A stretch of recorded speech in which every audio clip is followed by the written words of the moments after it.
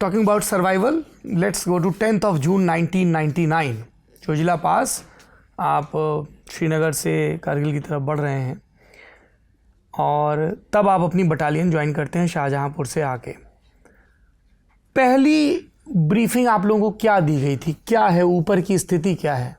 उस वक्त 10th of June जब मैं वापस पलटन मैंने ज्वाइन की गुमरी के इलाके में, जो कि जोजिला पास के बिल्कुल उस पार है, तो उस वक्त तक कुछ एक ऑपरेशंस लॉन्च हो चुके थे, लेकिन अभी तक क्लैरिटी नहीं थी कि पाकिस्तानी हैं, मुजाहिदीन हैं, कितनी स्ट्रेंथ में हैं और कहाँ इन्होंने ऑक्यूपाई किए हुए हैं। डेली एक नई हमको इन्फॉर्मेशन मिलती थी और उस वक्त प्लानिंग तो चल रही थी और हमको जो इनिशियल इन्फॉर्मेशन मिली कि हम जो है वो 56 माउंटेन ब्रिगेड का हिस्सा बनेंगे और जब तोलोलिंग के ऊपर पहला हमला होगा तो हम उसके लिए रिज़र्व होंगे।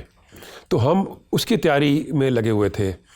5 जून को मेरी पलटन जो है सोपोर से वहाँ पहुँची थी। 10 को मैंने पलटन ज्वाइन किया और इन कुछ दिनों में ये पलटन जो है इन सब की तैयारी कर रही थी, प्लानिंग कर रही थी और साथ साथ एक्लिमेटाइजेशन कर रही थी, क्योंकि वो सुपर हाई एल्टीट्यूड का इलाका है और वहाँ पर जो जवानों को एक्लिमेटाइज करना बहुत ज़रूरी है। Lack of oxygen, high altitude, कई तरह की बीमारियाँ हो जाती हैं। हाँ, पल्मोनरी एडीमा, कई तरह की प्रॉब्लम्स होती हैं एल्टीट्यूड में, सब ज़ीरो टेम्परेचर्स। तो इक्विपमेंट इकट्ठा किया जा रहा था और वेपन्स को ज़ीरो किया जा रहा था और साथ साथ एक्लिमेटाइजेशन किया जा रहा था। 4875 ये पीक है जो आपको नज़र आ रही थी।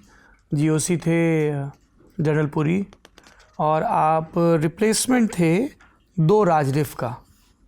पहला आप लोगों का जो दस्ता आगे बढ़ा तो क्या दिखा, उसमें कौन कौन शामिल था, ज़रा इसके बारे में बताएं सर। जो अटैक प्लान था 56 माउंटेन ब्रिगेड का, वो इस प्रकार था कि 18 ग्रेनेडियर्स जो थी उसने पहले ही हमला किया हुआ तोलोलिंग के ऊपर और वो उन्होंने फर्म बेस बनाया हुआ था। तो 2 राजरिफ ने कैप्चर करना था तोलोलिंग और उसके बाद 13 जैकरिफ ने Tololing capture, initially reserve for the capture of Tololing की अगर 2 राजरिफ को सक्सेस नहीं मिला तो 13 जैकरिफ उनकी मदद करेगी एज रिजर्व, और अगर ज़रूरत नहीं पड़ी तो उसके बाद रॉकी नॉब एंड हम्प और जो .514 है वो हमारा अगला नेक्स्ट हमारा ऑब्जेक्टिव था। जी, हम लोग ये बातचीत आगे बढ़ाएं, ज़रा दर्शकों को ये बता दें कि तोलोलिंग पे कब्ज़ा क्यों महत्वपूर्ण था, बहुत ज़्यादा क्रूशियल था भारतीय सेना के लिए। हाँ, तोलोलिंग का जो उस पर कब्ज़ा करना बहुत ज़रूरी था, क्योंकि तोलोलिंग जो है वो बिल्कुल नेशनल हाईवे के ऊपर था, जो श्रीनगर को कारगिल से और फिर कारगिल को लेह से जोड़ता है। वो श्रीनगर से जोजिला से कारगिल और कारगिल से लेह। और दुश्मन ने जो जितने भी फीचर्स ऑक्यूपाई किए हुए थे वो इस नेशनल हाईवे को डोमिनेट कर रहे थे, लेकिन जो सबसे ज़्यादा इंग्रेस था वो तोलोलिंग था। तोलोलिंग के ऊपर जो है सीधा आप नीचे देखें तो सामने दराज है और तोलोलिंग जो है LAC से तकरीबन 6-6.5 किलोमीटर अंदर था।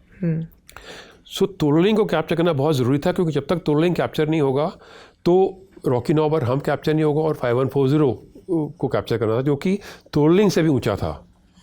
सो तोलोलिंग वाज रिगार्डेड, और हाईवे जब तक सेफ नहीं होगा ना तो सप्लाई हो सकती है ना कुछ भी। हाँ, करेक्ट। जो दुश्मन का एम था कि नेशनल हाईवे को कट करना ताकि हमारी सप्लाई जो है लेह लद्दाख और सियाचिन ग्लेशियर की तरफ ना जा पाए, उसको अगर हमने नाकाम करना था तो सबसे पहला जो तोलोलिंग था उसको कैप्चर करना बहुत ज़रूरी था।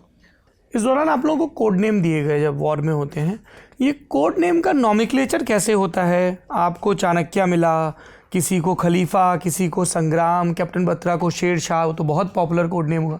कैसे होता है ये कोड नेम होते हैं क्योंकि हम रेडियो सेट के ऊपर बात करते हैं और उसमें हमको सिक्योरिटी मेंटेन करना बहुत ज़रूरी होता है, ताकि दुश्मन को पता ना चले कि कौन CO है, कौन कंपनी कमांडर है, कौन डॉक्टर है या कौन क्या है। तो हम आर्बिट्रेरी होते हैं ये एक्चुअली कोड नेम्स, अपने आप खुद सिलेक्ट कर लेते हैं और नाम रख लेते हैं। तो इस प्रकार से जब हम रेडियो पे बात करते हैं तो चाणक्य फॉर शेरशाह या चाणक्य फॉर खलीफा, इस प्रकार बात करते हैं ताकि दुश्मन अगर हमारी फ्रीक्वेंसी पे रेडियो पे सुन रहा है उसको पता ना चले कि कौन किससे बात कर रहा है। So it was a random thought for you कि मैं अपना नाम चाणक्य रख लेता हूँ? मैंने नहीं रखा था, एक्चुअली वो पलटन में किसी ने डिसाइड किया एंड आई बिकेम चाणक्य।